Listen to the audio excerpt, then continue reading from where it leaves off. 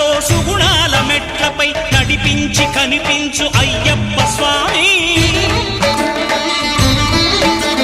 మకర సంక్రాంతి సజ్జోతివై అరుదెంచి మహిమలను చూపించు మణికంఠ స్వామి. కర్మబంధము బాపు ధర్మశాస్త్ర